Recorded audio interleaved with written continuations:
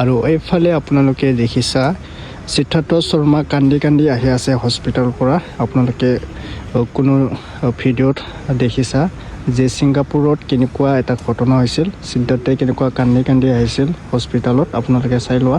তো নিউজটো সম্পূৰ্ণকৈ চাবা আপোনালোকে।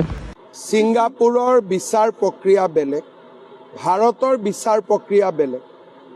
ছিংগাপুৰৰ কোনো পুলিচ অসমত আহি ইনকুৱাৰী কৰা নাই। হিমন্ত বিশ্ব শৰ্মাক ফাঁচি দিয়ক গ'ল। আজিলৈকে আমাৰ এই সম্পদ যে হেৰুৱাই পেলালোঁ, আজিলৈকে ইমান মহান ব্যক্তি এজনক জাষ্টিছ দিব নোৱাৰিলে।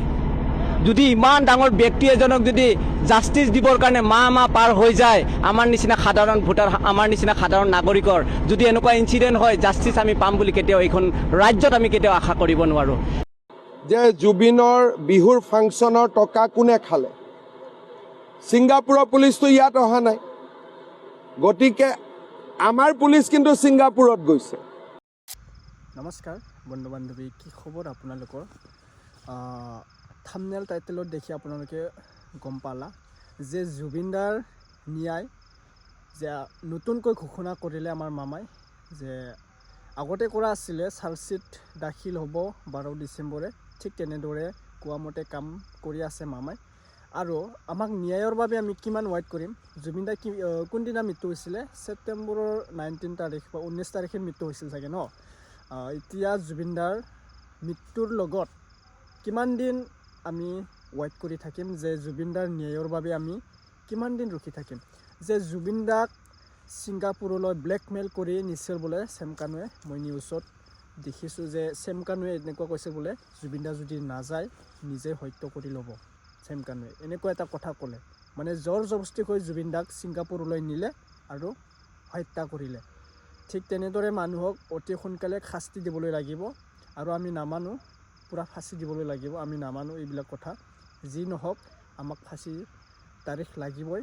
এতিয়া ক'লে মামাই 22 তাৰিখে হ'ব জুবিনদাক কেনেকৈ হত্যা কৰিছিল এইটো কথা আলোচনা কৰিব কোৰ্টত।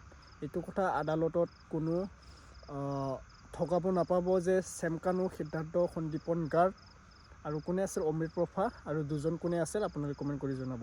সেই 7জনে অতি সোনকালে ফাঁচি বা কিবা এটা শাস্তি দিবলৈ লাগিব।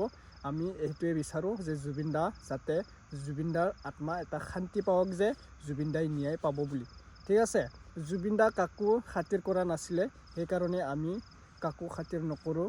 যে কোনোবা মন্ত্ৰী হওক, কিবা MLA হওক, আমি সেইটোৱে কওঁ, নিজৰ কামো কৰি যাওক মন্ত্ৰী MLA হ'লেও, কিন্তু জুবিনদাৰ ন্যায় কামো চলি যাব। ঠিক তেনেদৰে কামটো কৰিব লাগিব। আমাৰ মামাক আমি উল্লেখ কৰিছোঁ, যে ঘোষণা কৰিছোঁ যে মামা অতি সোনকালে ন্যায় দিয়ক জুবিনদাৰ কাৰণে। আমি ৰখিব নোৱাৰোঁ।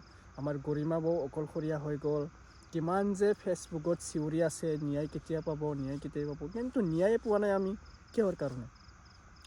ঠিক আছে, মই বেছি নকওঁ, আপোনালোকে বৰিং লাগিব, সেইকাৰণে আপোনালোকে নিউজত চাই ল'বা আমাৰ মামাই নতুনকৈ কি ঘোষণা কৰিলে। ঠিক আছে, চাই লোৱা। যদি প্ৰথমবাৰ মোৰ চেনেলত আহিছে ছাবস্ক্ৰাইব কৰি ল'ব, আৰু যদি ভিডিঅ'টো ভাল লাগে লাইক কৰি দিব, শ্বেয়াৰ কৰি দিব। আৰু আপোনালোকে মোৰ ভিডিঅ'টো কোনটো ডিষ্ট্ৰিক্টৰ পৰা চাই আছা, আপোনালোকৰ ভিলেজটো মোক কৈ যাব, আপোনালোকৰ ডিষ্ট্ৰিক্টটো মই কৈ যাব। আপোনালোকৰ কমেণ্টটো মই নিশ্চয় ৰিপ্লাই কৰিম। ঠিক আছে, চাই ল'বা।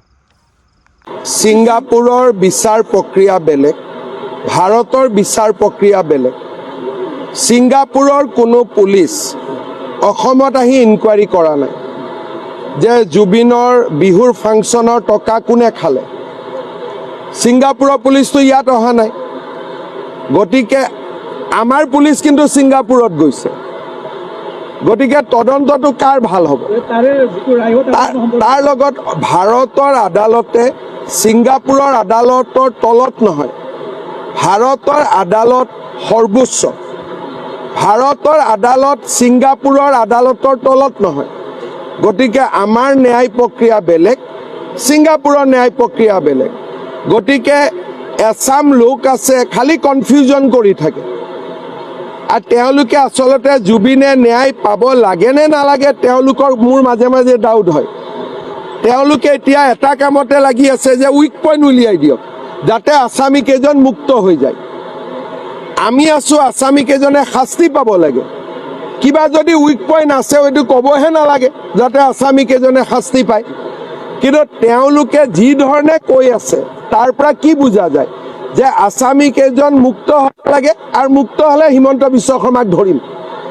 তেওঁলোকৰ টাৰ্গেটটো জুবিন গাৰ্গ নহয়, তেওঁলোকৰ টাৰ্গেটটো হিমন্ত বিশ্ব শৰ্মা। ইয়াতকৈ দুখৰ কথা কি হ'ব পাৰে? আজি ইমান ভাল তদন্ত হ'ল, আজিলৈকে জেলৰ পৰা অপৰাধী ওলাব পৰা নাই। কংগ্ৰেছৰ দিনত যিমান ক্ৰাইম হৈছে সকলো অপৰাধী 2 মাহত বেল পাইছেই পাইছে। তৰুণ গগৈৰ দিনত, হিতেশ্বৰ শইকীয়াৰ দিনত ডাঙৰ ডাঙৰ দুৰ্ধৰ্ষ অপৰাধীও 2-2.5 মাহত বেল পাইছে, কিন্তু আমিতো বেল পাব দিয়া নাই। সেইকাৰণে মোৰ সম্পূৰ্ণ আদালতৰ ওপৰত বিশ্বাস আছে। ভাৰতৰ আদালতে ন্যায় দিব আৰু ভাৰতৰ আদালত ছিংগাপুৰৰ আদালতৰ অধীনত নহয়। তেওঁৰ নিচিনা এজন মানুহক হত্যা কৰিবলগীয়া কি থাকিব পাৰে? আমাৰ ঘৰখন সানবান হ'ল, গোটেই অসমৰ ৰাইজে এই বস্তুটো সেয়াই বিচাৰি আছে যে কেনেকে জুবিন গাৰ্গৰ দৰে এটা সত্তা এনেকে নোহোৱা হৈ যাব পাৰে। গতিকে তেওঁৰ নিচিনা এজন মানুহক হত্যা কৰিবলগীয়া কি থাকিব পাৰে? চবটো খুলি সম্পূৰ্ণ নিজক উদঙাই সকলোখিনি দেখোন দিয়ে আছিল মানুহজনে। তাৰপিছতো এনেকুৱা এটা ষ্টেপ কিয় ল'ব লগা হ'ল? গতিকে এতিয়া দুখীয়া শাস্তি পাওক, সেয়াই আমাৰ কামনা। প্ৰতিজন দোষীয়ে কঠোৰতকৈ কঠোৰতম শাস্তি পাব লাগে, সেইটোৱে আমাৰ কাম্য। আৰু ন্যায় ব্যৱস্থাটো খুব ভাল হ'ব বুলি আমি ভাবিছোৱে। কোনো সাৰি যাব নালাগে আৰু সেই তদন্ত ব্যৱস্থাৰ ওপৰতো আমাৰ আস্থা আছিল আৰু আমাৰ দেশৰ আইনৰ ওপৰত আমাৰ ন্যায় ব্যৱস্থাৰ ওপৰতো সমানেই আস্থা আছে। গতিকে সেইখিনি হ'ব বুলি আমি আশা কৰিছো। আৰু তাতে আজি মাননীয় মুখ্যমন্ত্ৰী মহোদয়ে কৈছে যে ফাষ্ট ট্ৰেক আদালতৰ কথা তেওঁলোকে হাইকোৰ্টত এপিল কৰিব। গতিকে সেইখিনি আমিও সকলোৱে বিচাৰিছো, ৰাইজেও বিচাৰিছে, আমি পৰিয়ালৰ ফালৰ পৰাও বিচাৰিছো যিমান সোনকালে পাৰে সেই ন্যায় প্ৰক্ৰিয়াটো আৰম্ভ হওক আৰু ভালকে পৰিচালিত হওক আৰু এটা মীমাংসা যাতে আমি সোনকালে পাব পাৰো। আৰু পুনৰবাৰ কৈছো, দোষীয়ে কঠোৰতকৈ কঠোৰতম শাস্তি পাব লাগিব। আমাৰ গোটেই মানে ঠিক আছে বন্ধু বান্ধৱী, আপোনালোকে সম্পূৰ্ণকৈ ভিডিঅ'টো যদি দেখিছা গম পালা। এতিয়া কমেণ্ট কৰি জনাব হত্যাকাৰীক কি শাস্তি দিব লাগিব, জুবিনদাৰ বাবে ন্যায় কেতিয়া পাব। আপোনালোকে সম্পূৰ্ণকৈ ভিডিঅ'টো চাই থাকিবা। মই এনেকৈ নতুনকৈ আপডেট আপোনালোকৰ মাজত লৈ আহিম।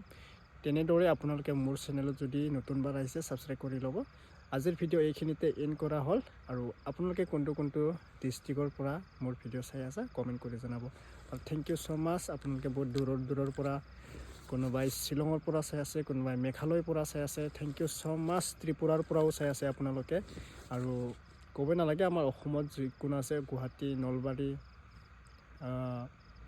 এফালে কি আছে আৰু চাংচাৰি, গোটেই মাখা চাই আছে। তেজপুৰৰ পৰা চাই আছে, ৰঙিয়াৰ পৰা, তামোলপুৰৰ পৰা, বাক্সাৰ পৰা, ওদালগুৰিৰ পৰা, কোকৰাঝাৰৰ পৰা চাই আছে, চিৰাঙৰ পৰা চাই আছে। থেংক ইউ ছ' মাছ বন্ধু বান্ধৱীসকল, এনেকৈ ছাপোৰ্ট দি থাকিব।